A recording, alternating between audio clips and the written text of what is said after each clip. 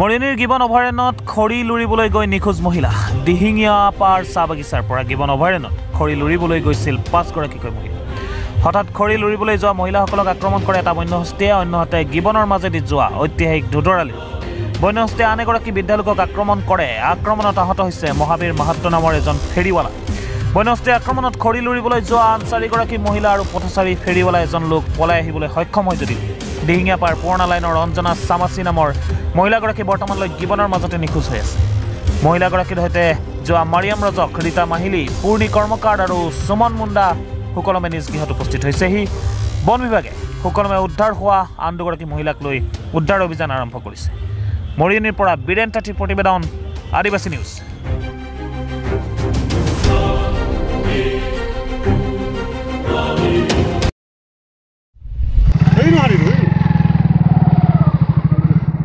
ক'ৰ পৰা আহি আছিলে?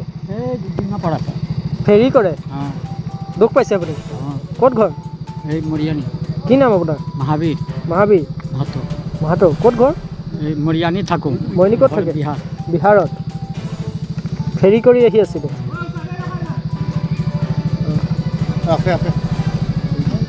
এই এফালে সোমালে।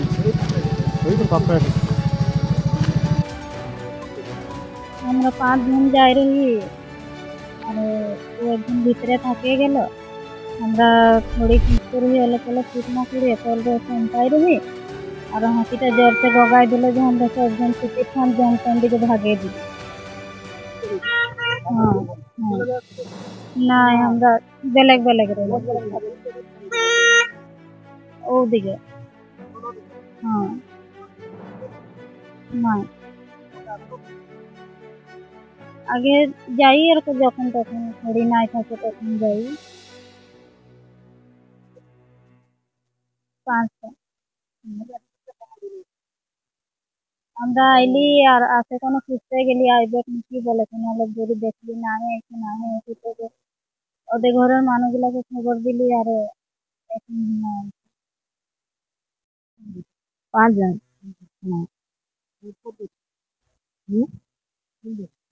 জায়গাটা আমি নাই জানবো বলতেলে আমি তো আজই যাইছি বুঝবে। ফেরি খালি 5 জন যাই রহি হাতিটা গগাই দিল যে আমরা জনতন ধরে ভাগে দিলি 4 জন নিকলে গেলি নাই নিকলি হাতিটা গর্জে দিল ওটা জল।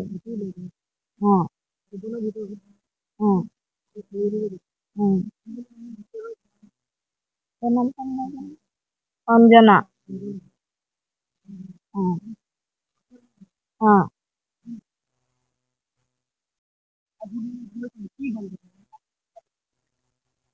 হলো আমরা শুকনা খড়ি চাইলি তো অলপ অলপ খড়ি করেছি আর বাবা গর্জে দিল সেখানে আমরা ভাগে দিলি 5 জন যাই 5 জনের চিকিৎসান হয়ে এখন তো কলে আসে নাই আমরা লোকে ঘর যাই কোনো আসো আর কোনো হাঁকা বিক্রি নাই নাই বাহারে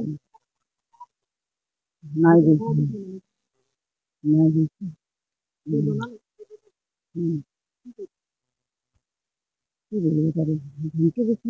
নাই ঢুকবি বলে তুমি বলি বললে আমরা বললি শুকনা থোড়ি কিনা টিনার করবো বললি শুকনা থোড়ি লিখতে আসে রহি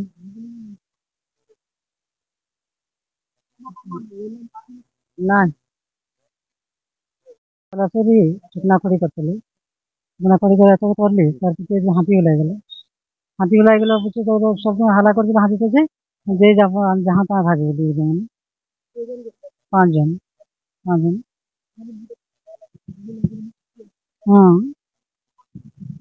ওটাই ভুলাই গেলে আসলে ঘরে বললি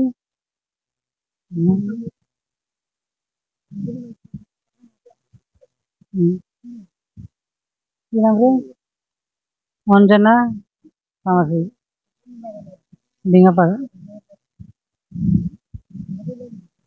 যাই থাকি শুকনা খড়ি আনতে এটা কামুমা অঞ্জনা চামাচি 3টামান বজাত 4টা বজাত কামৰ পৰা আহি তেতিয়া গম পালো তেতিয়া আহিছে বিচাৰিবলে খবৰ দিছে 4টামান বজাত খবৰ দিলে কোনে ৰাতি কি কৰিব বিচাৰিব নেকি এতিয়া বিচাৰি চাম ক'লে দিয়া আৰু পোৱা নাই কি ক'ব এতিয়া যদি বিচাৰি ডিঙাপা প্ৰকাশ